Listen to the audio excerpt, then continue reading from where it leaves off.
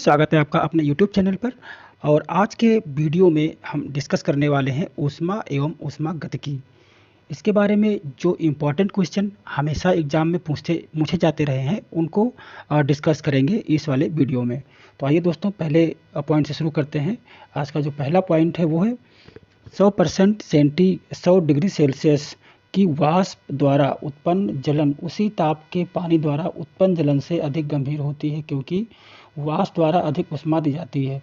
अब देखो, अगर कोई भाप से आप जलते हैं जो जिसका टेम्परेचर 100 डिग्री सेल्सियस है और 100 डिग्री सेल्सियस गर्म पानी है, तो पानी से आपको जलने पे जलन कम होगी, लेकिन अगर वाष्प से आप जलेंगे तो आपको जलन ज़्यादा होगी।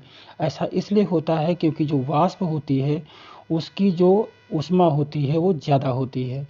ये रीज़न होता है कि हमें भाप से जलने पर ज़्यादा जलन का एहसास होता है। अगला पॉइंट दोस्तों, भाप से अधिक जलता है, भाप से जो हाथ है अधिक जलता है अपेक्षाकृत उबलते हुए जल से, क्योंकि वही गुप्त ऊष्मा की बात होती है कि भाप की जो गुप्त ऊष्मा होती है वो ज़्यादा होती है, इसीलिए आपको जलन होती है। ये क्वेश्चन कई प्रकार से जाते हैं पूछे, तो उसी तरीके से आपसे हमने इस वीडियो में डिस्कस किया। 1 ग्राम बर्फ़ को 0 डिग्री सेल्सियस तापक्रम से वाष्प में 100 डिग्री सेल्सियस तापक्रम तक ले जाने के लिए कितनी आवश्यक ऊष्मा हमें ज़रूरत पड़ेगी।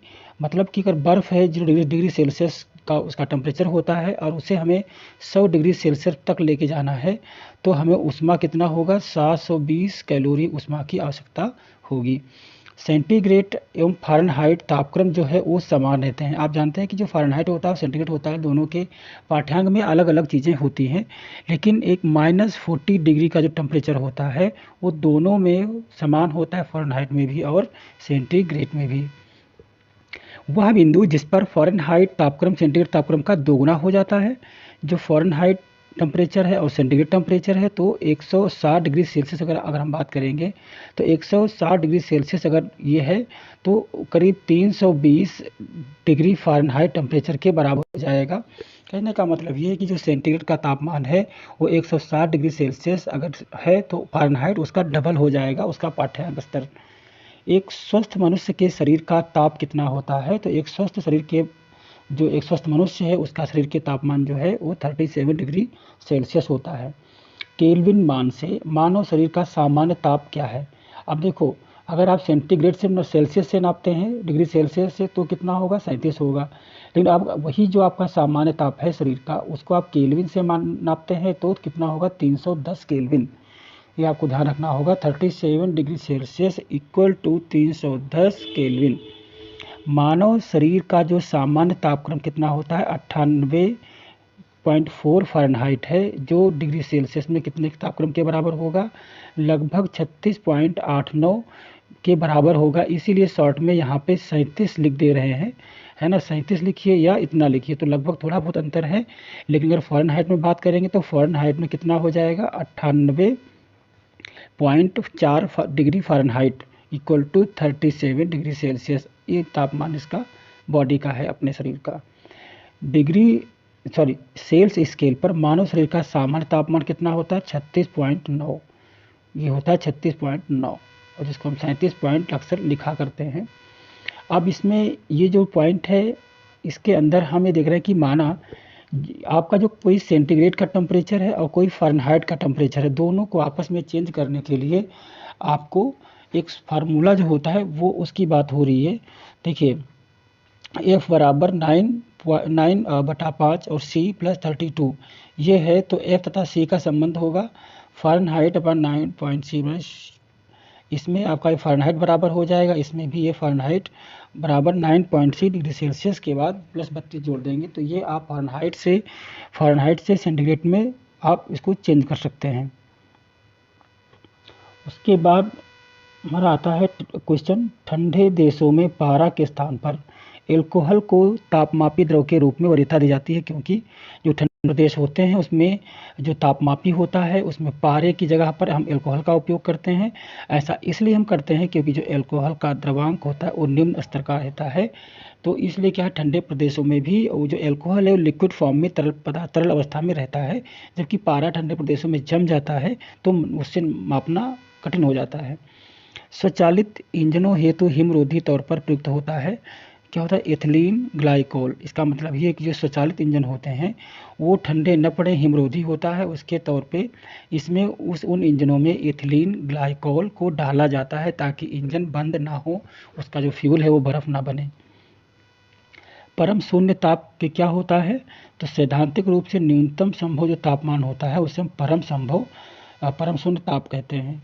गर्म करने से विस्तारण पदार्थ का जो है, गर्म करने से जो विस्तारण होता है उसमें क्या होता है, जो पदार्थ का घनत्व होता है उसको घटा दिया जाता है। जब बर्फ पिघलती है तब बर्फ का आयतन घट जाता है। फिर है आपका जो अगला पॉइंट, समय की दृष्टि से दो ध्रुवों P और Q के साथ में P और Q के ताप का 0 डिग्री सेंटीग्रेड से 100 डिग्री सेंटीग्रेड तक उतार चढ़ाव को नीचे आरेख में दिया गया है इस तरीके से।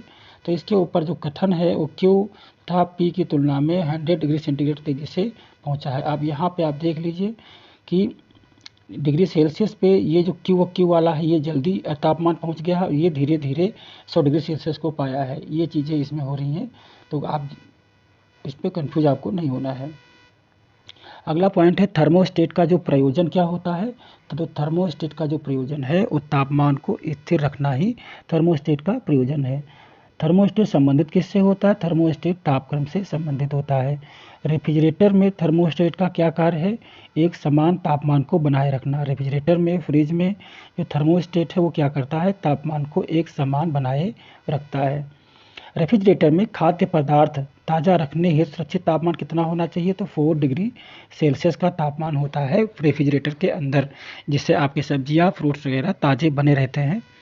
अगला आपका जो दोस्तों फैक्ट है, जब सीले बिस्किट को थोड़ी देर के लिए फ्रिज के अंदर रखा जाता है, मतलब जो बिस्किट में सीलन लग चुकी है, जो बिस्किट में क्रिस्पीनेस खत्म हो गया है, वो उनको अगर फ्रिज के अंदर हम कुछ देर के लिए रख देते हैं तो कुरकुरे हो जाते हैं। ऐसा क्यों हो जाता है भाई, तो फ्रिज के अंदर जो है आर्द्रता कम होती है, इसलिए अतिरिक्त नमी अवशोषित हो जाती है।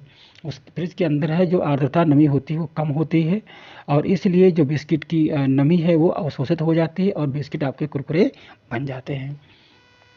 अब दोस्तों यहाँ पे जो सवाल है वो है कथन और कारण के हिसाब से। अब यहाँ पे कथन ए क्या कह रहा है आपसे, ये कह रहा है बर्फ का टुकड़ा पेय को ठंडा बना देता है। अब इसमें ऐसा क्या होता है कि भाई कोई आपने चीज़ बनाई, उसमें बर्फ का टुकड़ा डाल दिया और ठंडा हो गया। क्या बर्फ पिघलने के लिए पेय से गुप्त ऊष्मा लेता है जिससे पेय ठंडा हो जाता है, तो ये सही बात है, क्योंकि जो अब आपका जो बेवरेज है, पेय पदार्थ है, उसकी जो गुप्त ऊष्मा है वो बर्फ पिघलने में वो यूज हो जाती है, और जिस कारण से होता क्या है कि आपका पेय पदार्थ ठंडा हो जाता है। तो कथन और कारक दोनों सही है। अगला दोस्तों कथन है बड़े शीतगृह संयंत्र प्रशीतक, जिसे हम रेफ्रिजरेंट के रूप में अमोनिया का उपयोग करते हैं। जो बड़े शीतगृह होते हैं उसमें जो प्रशीतक होता है जिसे हम बोलते हैं रेफ्रिजरेंट, तो उसमें हम अमोनिया का उपयोग करते हैं। और जबकि घरेलू जो रेफ्रिजरेटर होते हैं उसमें हम क्लोरोफ्लोरोकार्बन या CFC का उपयोग करते हैं। कारण क्या हो सकता है, अमोनिया कम दाब और परिवेश ताप प्रद्रवित किया जा सकता है। तो इसका ये चीज़ गलत है, ऐसा कुछ नहीं होता है। बड़े बड़े जो संयंत्र होते हैं उसमें रेफ्रिजरेंट आपका अमोनिया होता है और फ्रिज में CFC का यूज होता है, इतना आप याद रखिए। निम्नलिखित कथनों पर विचार कीजिए। एक कथन और है, तो ये कथन भी फ्रिज से जुड़ा हुआ है। यदि फ्रीजर पर बर्फ इकट्ठी होती है तो रेफ्रिजरेटर में शीतलन बुरी तरह प्रभावित हो जाता है। बर्फ एक दुर्बल चालक है। ये दोनों सही है, क्योंकि जब बर्फ होती है तो वो एक दुर्बल चालक होता है जिससे रेफ्रिजरेटर अपना काम अच्छे से नहीं कर पाता है, और जो शीतलन है, जो ठंडा होना है, वो प्रभावित हो जाता है। अब अगला दोस्तों कथन हम करते हैं, तो इस कथन में क्या कह रहा है कि कृष्ण छिद्र, एक जो ब्लैक होल होता है उसको कृष्ण, ये आपकी जो अंतरिक्ष की परिघटना है, ऐसा खगोलीय अस्तित्व है जिसे दूरबीन से नहीं देखा जा सकता। कारण क्या हो सकता है, जो ब्लैक होल होता है वो गुरुत्वीय क्षेत्र इतना प्रबल होता है कि यह प्रकाश को भी बच निकलने नहीं देता। अंतरिक्ष में ब्लैक होल्स होते हैं जिनमें अगर प्रकाश की किरणें आती हैं तो इससे बाहर नहीं जा पाती, सब इसी के अंदर समा जाती हैं। ठीक है, कोई भी चीज़ जाएगी तो इसके अंदर समा जाएगी, ऐसा ब्लैक होल के बारे में कहा जाता है। तो इसमें ये दोनों सही हैं। ठीक है, इसे आप दूरबीन से नहीं देख सकते। अगला जो कथन है दोस्तों वो है अंतरिक्ष आधारित सौर ऊर्जा, जिसे SBSP कहते हैं, को ऐसा सुझाया जाता है कि राष्ट्रीय लक्ष्य बनाना चाहिए। SBSP की आपूर्ति वर्ष में बिना रुके 99% है, और इसके अलावा ऊर्जा की बहुतायता में उपलब्धता, ये भी सही है। जो प्रकाश होता है वो हमेशा मतलब 99% तो मिलता ही मिलता है, तो इसलिए जो अपनी डेली यूजेज एनर्जी में सौर ऊर्जा का इस्तेमाल करना चाहिए। ऐसे पर कोई भी राष्ट्रीय योजना बनानी चाहिए, ऐसा ये क्वेश्चन कह रहा है। अगला पॉइंट है शीशे की छड़। शीशे की छड़ जब भाप में रखी जाती है तो इसकी लंबाई बढ़ जाती है और साथ ही इसकी चौड़ाई बढ़ जाती है। ठीक है, मतलब कि ये है कि शीशे की कोई भी छड़ है अगर भाप में रखोगे तो उसकी लंबाई भी बढ़ेगी और उसकी चौड़ाई भी बढ़ेगी, क्योंकि जब चीज़ें गर्म होती हैं तो जो उनके अणु होते हैं उनमें विसरण होता है और जिस वजह से उनकी लंबाई और चौड़ाई पे फ़र्क पड़ता है, और ये हर एक चीज़ के साथ में होता है। नीचे दिए गए एक धातु गोलक और एक धातु वलय के चित्रों पर ध्यान दीजिए, और ये आपका जो है वो गोलक है और ये एक वलय है। पत्ती से बने धातु वलय के क्षेत्र में धातु गोलक भर सकता है, यदि गोलक को गर्म कर दें तो अटक जाता है, परंतु ये धातु वलय को गर्म करें तो गोलक निकल सकेगा, क्योंकि तापमान से वही चीज़ है कि अगर इस बॉल को इससे निकालोगे तो ये जब गर्म होगा तो इसका आकार बढ़ जाएगा और आराम से इसके अंदर से निकल जाएगा। अगर इसको तुमने गर्म कर दिया है तो इसमें अटकेगा, तो इसको भी गर्म करना पड़ेगा, तो ये फिर से आसानी से इसमें निकल जाएगा। क्योंकि होता ये है कि जब इसको आप गर्म करोगे तो इसमें प्रसारण होगा और जिसकी वजह से इसके आकार में परिवर्तन हो जाएगा। फिर है अगला जो क्वेश्चन है वो है दो धातुओं ए और बी। ये ए और बी की दो पट्टियां हैं एक साथ मजबूती से जुड़ी हुई, जैसा कि चित्र में दिखाया गया है। कह रहा है गर्म करने पर ए और बी से अधिक फैलती है, यदि इस जुड़ी हुई पट्टी को गर्म किया जाता है तो इस प्रकार से ये है। अब इसमें अगला जो क्वेश्चन है वो है तांबे के एक टुकड़े को, तांबे का एक टुकड़ा है और एक कांच का टुकड़ा है, को एक ही तापमान पर गर्म किया जाता है और इसके बाद स्पर्श करने पर तांबे का टुकड़ा कांच के टुकड़े की अपेक्षा अधिक गर्म लगता है। ऐसा क्यों होता है? तांबे का जो घनत्व है वो कांच के घनत्व से अधिक होता है। ऐसा कुछ नहीं होता है, दोनों के घनत्व अलग अलग हैं, बट इतना भी नहीं है कि इतना अंतर आ जाए। ठीक है, तो तांबे का जो घनत्व है कांच घनत्व से अधिक नहीं होता है, कम होता है। तो इसका ये सही स्पष्टीकरण नहीं है, लेकिन हाँ तांबे का जो है वो अधिक गर्म लगेगा और कांच का नहीं लगेगा, क्योंकि वो एक धातु है और वो अधातु है। ठंड के दिनों में लोहे के गुटके और लकड़ी के गुटके को प्रातः काल में छुएं तो लोहे का गुटका ठंडा लगता है। ऐसा क्यों होता है भाई? लकड़ी की तुलना में लोहा जो है ऊष्मा का अच्छा संचालक है, इसलिए जो है लोहा हमको छूने पर ठंड में ज़्यादा ठंडा लगता है लकड़ी की अपेक्षा। यदि हवा का तापमान बढ़ता है तो उसकी जलवाष्प ग्रहण करने की क्षमता भी बढ़ जाएगी। भाई जब हवा गर्म होगी तो पानी जितना उसमें जाएगा वो सूखता चला जाएगा, तो इसका मतलब है कि वो जो जलवाष्प है उसको ग्रहण करने की क्षमता उसकी बढ़ जाती है, और जैसे तापमान हवा का गिरेगा तो उसकी जो क्षमता ये घट जाएगी। तेज हवा वाली रात्रि में ओस नहीं बनती, जब हवाएं बहुत चलती हैं तो ओस नहीं गिरती है। ऐसा इसलिए होता है क्योंकि वाष्पीकरण की दर तेज हो जाती है। वही है जैसे आप खाना बना रहे हो और उसका ढक्कन खुला हुआ है, आप जितनी फूंक मारोगे तो भाप ज़्यादा बनेगी। वो क्या होता है कि जब आप भाप फूंकोगे तो वाष्पीकरण बढ़ जाता है, यही एक कारण होता है कि ओस नहीं बनती है जब हवा चलती है रात में। एयर कंडीशनर और एयर कूलर दोनों आर्द्रता नियंत्रित करते हैं। कमरे में लगा हुआ वातानुकूल मतलब एसी की बात हो रही है, केवल आर्द्रता और तापक्रम को नियंत्रित करता है। डेजर्ट कूलर द्वारा शीतलन आधारित है वाष्पन शीतलन पर।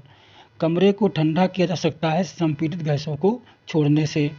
गीले कपड़े जल्दी सूख जाएंगे कब? जब कम आर्द्रता होगी और तापमान अधिक होगा, तो गीले कपड़े जल्दी से सूख जाएंगे। जैसे गर्मियों में क्या होता है कि आपने धोया और तुरंत सूख गया, क्योंकि हवा में आर्द्रता भी कम होती है और तापमान अधिक होता है। जब पानी में नमक मिलाया जाता है तो उसका क्वथनांक बढ़ जाता है और जमाव बिंदु घट जाता है, मतलब जमेगा जल्दी नहीं लेकिन उबलेगा बहुत जल्दी।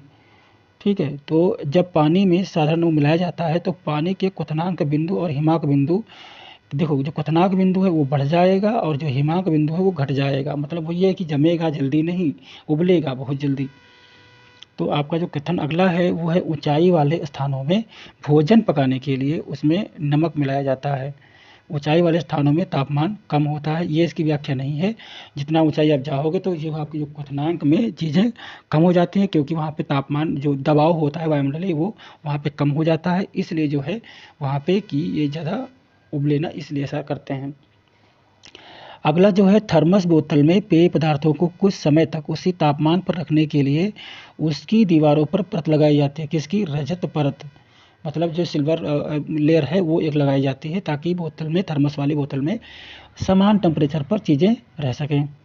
गर्मियों में सफ़ेद कपड़े पहनना ज़्यादा आरामदेह होता है क्योंकि वह अपने ऊपर पड़ने वाली सारी ऊष्मा को परावर्तित कर देती है। ऐसे आएगी और ऐसे चली जाएगी, ठीक है। तो इसलिए आपको पहनना चाहिए वाइट कपड़े। जाड़ों में पहनने के लिए हम सफ़ेद कपड़ों को वरीयता देते हैं। सफ़ेद कपड़े ऊष्मा के अच्छे परावर्ती होते हैं, ये तो बात सही है, लेकिन हम जाड़े में सफ़ेद कपड़ा नहीं पहनते हैं क्योंकि ऊष्मा परावर्तित हो जाएगी तो हमको ठंडा लगेगा। इसलिए हम कलरफुल कपड़े पहनते हैं ताकि जो धूप आए वो जाए ना हमारे पास से। हल्के रंगीन कपड़ों को गर्मी में वरीयता दी जाती है। हल्के रंगों की जो ऊष्मा है वो कम अवशोषित होती है, तो हमें गर्मी कम लगेगी। पसीने का मुख्य उपयोग क्या होता है? शरीर के तापमान को नियंत्रित करना। आपके बॉडी से जब भी पसीना बाहर आता है तो बॉडी के टेम्परेचर को मेंटेन कर रहा होता है। गर्म मौसम में पंखा चलाने से आराम महसूस होता है। ऐसा क्यों होता है? क्योंकि हमारा पसीना तेजी से वाष्पीकृत हो जाता है और हमारा जो टेम्परेचर है मेंटेन हो जाता है। मिट्टी के घड़े में जल ठंडा रहता है। ये क्यों रहता है? वाष्पीकरण के कारण। जो घड़ा है उसमें पोर्स होते हैं और उसमें से जितना पानी गर्म होगा वो वाष्पीकृत होता रहेगा, तो इस जो घड़े में जो पानी बचेगा वो ठंडा ही रहेगा।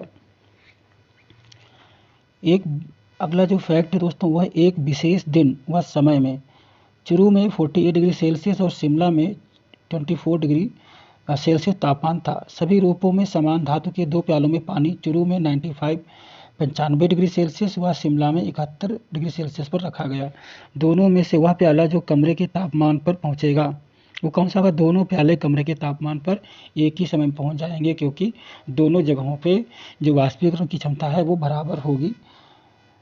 ग्रीष्म काल में आर्द्र ऊष्मा का अनुभव होता है। ऐसा क्यों होता है? जब ऐसा हमें आर्द्र ऊष्मा का अनुभव होता है तब मौसम जो है उमस वाला हो जाता है। अगला जो क्वेश्चन है वो शुष्कता द्वारा संदर्भित है, ये निम्न आर्द्रता से संबंधित है। अगला जो कथन और कारण में दिया हुआ है, तो ऊंचाई बढ़ने के साथ साथ जल का क्वथनांक बिंदु भी घट जाता है। क्वथनांक बिंदु का मतलब क्या होता है? जैसे अभी जो पानी है वो जल 100 डिग्री सेल्सियस पर आपका बढ़ता है, तो इसमें क्या होगा? ये क्वथनांक बिंदु है, ये बढ़ जाएगा, ठीक है। तो वहाँ पे बहुत जल्दी पानी उबलना शुरू हो जाता है। ऊंचाई के साथ साथ वायुमंडलीय दबाव बढ़ जाता है, जिस कारण से क्वथनांक बिंदु भी बढ़ जाता है। मतलब वायुमंडल का जब दबाव बढ़ेगा तो क्वथनांक बिंदु भी बढ़ेगा। वायुमंडल हमारे ऊपर बहुत अधिक दबाव डालता है, परंतु हम उसका अनुभव नहीं करते क्योंकि हमारा रक्त वायुमंडल के दबाव से बहुत अधिक दबाव डालता है। इस कारण से हम नहीं समझ पाते हैं कि वायुमंडल हमारे ऊपर दबाव डाल रहा है। तापमान में वृद्धि के साथ ग्लिसरीन की श्यानता बढ़ जाती है। तापमान में वृद्धि अणुओं की गतिज ऊर्जा को बढ़ा देती है। यही चीज़ सही है कि जब तापमान जब बढ़ता है तो जो ग्लिसरीन है उसकी श्यानता भी बढ़ जाती है क्योंकि इसके अणुओं में गतिज ऊर्जा शामिल हो जाती है। प्रेशर कुकर की बात करते हैं। इसमें खाना जल्दी क्यों पकता है? अधिक ताप पर पानी अधिक तापक्रम पर उबलने लगता है। जब दाब अधिक होगा तो पानी ज़्यादा उबलेगा। प्रेशर कुकर में खाना कम समय में पकता है क्योंकि अधिक दबाव के कारण उबलते हुए पानी बढ़ जाता है। सेम चीज़ है, बढ़ा हुआ क्वथनांक जो है वो चीज़ बढ़ा देता है। सेम चीज़ यहाँ भी है। प्रेशर कुकर में एबोनाइट का हत्था लगा होता है। एबोनाइट मजबूत होता है ऐसा नहीं है, ये ऊष्मा का कुचालक होता है, इसलिए एबोनाइट का जो कुकर में एबोनाइट का हत्था लगा होता है ब्लैक वाला। प्रेशर कुकर के अंदर का उच्चतम ताप निर्भर करेगा, किसके ऊपर निर्भर करता है? ऊपर के छेद का क्षेत्रफल, उस पर रखे गए वजन, जो सीटी जहाँ से आती है उसके ऊपर कितना वजन रखा गया है, उसी के हिसाब से नीचे का जो तापमान भी है वो निर्भर करेगा। जब पानी को 0 डिग्री सेल्सियस से 10 डिग्री सेंटीग्रेड तक गर्म किया जाता है तो जो उसका आयतन है पहले घटता है फिर बढ़ता है, क्योंकि जो 4 डिग्री सेल्सियस पे इस पानी का सबसे ज़्यादा घनत्व होता है। यदि क्या बोलते हैं इसे, यदि तापमान 9 डिग्री सेल्सियस से गिराकर 3 डिग्री सेल्सियस कर दिया जाता है तो जल का आयतन पहले घटेगा और बाद में बढ़ेगा। यहाँ पर एक विचार करने हैं आपको, इसमें से आपका केवल तीसरा वाला सही है। वातानुकूलन में जो वातानुकूलन का जो कमरा होता है जिसमें एसी लगी होती है, उसमें जो वायु है वाष्पित कुंडली में ऊष्मा का निष्कर्षण होता है और द्रवित कुंडली पर ऊष्मा का निरसन होता है, जिस कारण से आपका रूम ठंडा रहता है। अब जो अगला है वो है, जब किसी बोतल में पानी भरा जाता है तो उसे जमने दिया जाता है तो बोतल टूट जाती है। ऐसा इसलिए होता है कि जब पानी जब जमता है ना, जब बर्फ बनता है तो उसका जो आयतन है वो फैल जाता है, बढ़ता है, तो इस कारण से बोतल फट जाती है। पानी से भरी डार्ट लगी बोतल जमने पर टूट जाएगी, क्योंकि जमने पर उसका आयतन बढ़ जाता है। जलयुक्त गिलास में तैरता हुआ बर्फ का टुकड़ा जब पिघलता है तो पानी का स्तर वही रहेगा, क्योंकि आयतन उसमें कोई परिवर्तन नहीं होगा। साफ मेघ रहित रातों की तुलना में मेघाच्छन्न रातें अत्यधिक गर्म होती हैं। ऐसा क्यों होता है? मतलब बादल नहीं हो तो वो रात सही होती है, लेकिन अगर बादल हो तो वो जो रात है वो गर्म हो जाती है। ऐसा क्यों होता है? क्योंकि धरती पर जो ऊष्मा आती है उसके बाद जो जाती है, और अगर यहाँ पे ऐसे आपके बादल हैं तो ये ऊष्मा फिर से वापस आ जाएगी और ये प्रक्रिया चलती रहेगी, जिससे वायुमंडल पूरा गर्म हो जाता है। ये चीज़ें होती हैं। अगला जो आपका है फैक्ट है वो है दोस्तों, शीत कोष्ठ में भंडारित फल अधिक समय तक चलते हैं, क्योंकि श्वसन की दर घटा दी जाती है। जब शीत कोष्ठ में जो आपका जो फ्रिज होता है उसमें भंडारित जो फल है वो अधिक समय तक चलते हैं, क्योंकि फ्रिज से उनका जो श्वसन दर है वो घटा दिया जाता है। अगला जो फैक्ट है दोस्तों वो है हाइड्रोजन से भरा हुआ पॉलीथीन का गुब्बारा पृथ्वी के स्थल से अगर छोड़ा जाता है तो वायुमंडल पर ऊंचाई पर जाने से गुब्बारे के आमाप में वृद्धि होगी और गुब्बारा आगे जाके फट जाता है। अब कथन और कारण का एक सवाल है दोस्तों, ऊनी वस्त्र हमें गर्म रखते हैं, ऐसा क्यों होता है? क्योंकि जो ऊनी रेशे होते हैं, फाइबर होता है, एक विशेष प्रकार के प्रोटीन के बने होते हैं जो ऊष्मा के कुचालक होते हैं। ऐसा कुछ नहीं है उसमें, ये जो पहला वाला ऑप्शन सही है गर्म रखते हैं, बट दूसरा वाला आपका गलत है। प्रोटीन के बने होते हैं ऐसा नहीं है, क्योंकि ऐसे होते हैं जो उनपे जो ऊनी वस्त्र होते हैं जिनमें छेद होते हैं ना, उसमें गर्म हवा रुकी रहती है, जिस वजह से वो गर्म करता है हमें। अगला जो है आर्द्रता के बढ़ने पर, आर्द्रता जब बढ़ती है तो वायु में ध्वनि वेग कम हो जाता है, और कमरे में रेफ्रिजरेटर का दरवाज़ा खोलकर अगर आप कमरे को थोड़ा गर्म कर सकते हैं, मतलब अगर आप फ्रिज ओपन कर दें थोड़ी देर के लिए तो रूम आपका गर्म हो जाएगा। यदि किसी गैस का आयतन जो है 27 डिग्री सेल्सियस पर संपीड़ित मूल का आधा रह जाता है, मतलब एक लीटर गैस जो है वो संपीड़ित होके आधा लीटर टाइप की आयतन वो करता है, तो उसे पुनः मूल आयतन प्राप्त कर पाने के लिए उसे गर्म करना पड़ेगा। कितना? 327 डिग्री सेल्सियस तक गर्म करना पड़ेगा, तब जाके वहाँ पर उस अवस्था में वो पहुँच पाएगी।